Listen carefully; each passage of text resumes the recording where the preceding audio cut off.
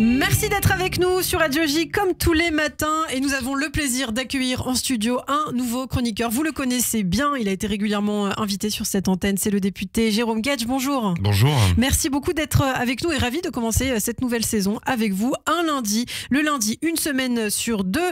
Alors évidemment, on va évoquer l'actualité politique, on va parler de la nomination de Michel Barnier, mais d'abord votre regard sur cet été politique qui a été quand même très agité. Oui, c'est ce dont j'avais envie de vous parler ce matin, parce que voyez-vous, la politique est parfois l'œil rivé sur l'actualité immédiate, parfois sur des méchantes polémiques, parfois sur des sujets qui font diversion.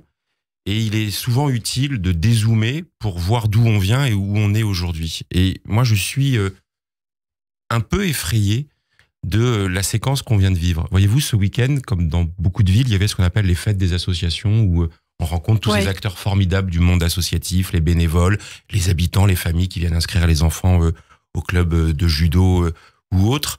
Et j'ai été frappé par la réaction d'habitants, d'électeurs évidemment, de tous bords politiques, et qui m'ont interpellé autour d'une question qui était: mais à quoi ça sert de voter? On nous explique année après année que c'est extrêmement important d'aller voter, et là le sentiment qu'il y a un décalage entre le sens d'un vote, et chacun peut avoir son interprétation, et les conséquences qui en ont été tirées. Et ce qui m'a le plus frappé, c'est au terme de cette séquence démarrée le 9 juin avec une dissolution jugée par tous improbable, un soir d'élection européenne, comme si le vote porté par les Français, qu'on voyait monter, près de 40% pour l'extrême droite, n'avait pas été entendu par le président de la République, qui décide de demander aux Français de revoter d'une certaine manière. Et les Français, ils ont une certaine cohérence, et le 30 juin, ils vont à nouveau mettre en tête le Rassemblement national. Et là, il va se passer quelque chose d'inédit dans la vie politique, qui est la continuation de ce qu'elle a connu dans le passé, notamment depuis l'élection de Jacques Chirac en 2002, c'est-à-dire l'activation du Front républicain.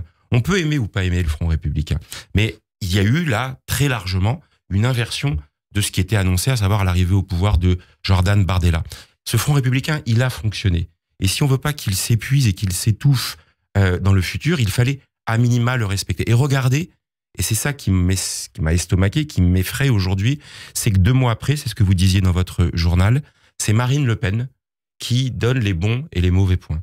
C'est-à-dire là où le Front républicain avait réussi à exprimer une certaine vision du débat politique, on se retrouve aujourd'hui avec non pas un fait minoritaire, il y a une réalité du vote Rassemblement national dans le pays, il y a une réalité des colères qui s'expriment, mais il y a un parti politique que l'essentiel des acteurs du débat avaient jugé nécessaire d'éloigner de l'exercice du pouvoir. Et là, dans une sorte de formidable inversion des valeurs, c'est Marine Le Pen qui met sous surveillance le nouveau Premier ministre. Le deuxième fait qui peut paraître une anomalie, c'est le fait que le vote a exprimé une préférence à la gauche et aux écologistes, et que cela a été balayé du revers de la main. Je ne fais pas partie de ceux qui disent que la gauche a gagné, les résultats sont là, mais cette préférence devait à minima être entendue en choisissant un acteur venu de ce camp. Alors, il y avait une candidature, on apprécie ou on n'apprécie pas, mais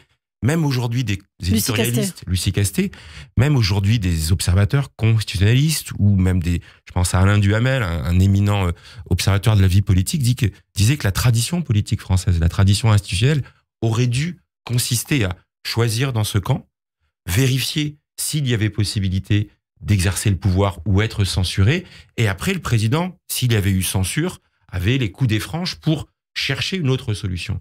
En se mettant lui-même dans le rôle, là aussi, de vérifier s'il y avait censure ou pas, il a, d'une certaine manière, opéré une réécriture de la Constitution. Et donc, on s'est retrouvé avec cette anomalie, qui est d'avoir un Premier ministre, on va en parler dans un instant, respectable, assurément, mais il faut quand même avoir les chiffres en tête. Les Républicains, la droite républicaine, c'est 47 députés à l'Assemblée nationale, c'est 6% des suffrages lors du 7 juillet dernier.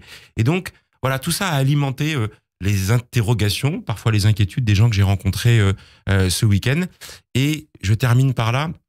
Le vote, c'est sacré. Le suffrage universel, c'est sacré. Et si on donne l'impression qu'il n'est pas entendu, alors la prochaine fois, il ne faudra pas s'étonner si d'aucuns nous disent ça ne sert plus à rien. Alors très rapidement, il nous reste moins d'une minute. Oui. Jérôme, on parle de la nomination de Michel Barnier. Justement, hier, Marine Le Pen qui a affirmé qu'Emmanuel Macron avait tenu compte des critères du RN dans le choix de son Premier ministre. Alors à votre avis, à quoi fait-elle allusion et quel regard vous portez sur cette nomination? Mais je viens de le dire, les signaux sont donnés à une sorte d'union des droites et de l'extrême droite. Ce n'était pas le sens du vote.